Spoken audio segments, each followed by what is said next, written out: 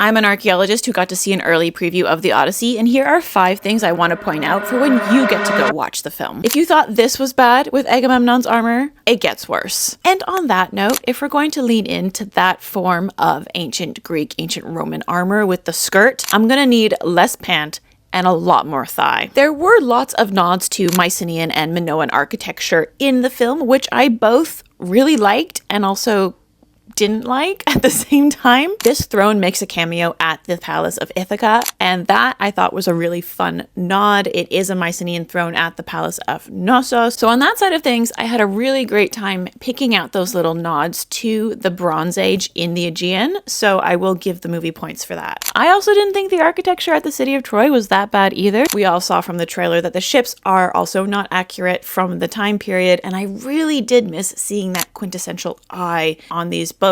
I think it adds a lot of personality to the Bronze Age, and it adds a little flair, and I think it would have added a little bit more to the film. Nolan also tried to incorporate a really major historical event that is happening around the Bronze Age collapse when this story is allegedly taking place, and that is the Sea Peoples. And at first, I was really excited about this. When they said, oh, the people from the sea are coming. That was great. What a fun tie-in. But then by the end of it, I was over it because they took it a weird turn, took it a little too far. I have thoughts, I have feelings. Now for the Trojan horse of it all. This is the Trojan horse that will forever be canon for me. It's creative. It's what you would expect people to do when they're building an effigy or some sort of offering to a god out of found objects, out of the material that they have of their ships. This Trojan horse, way too polished, way too finished for what men on a beach would have been able to do.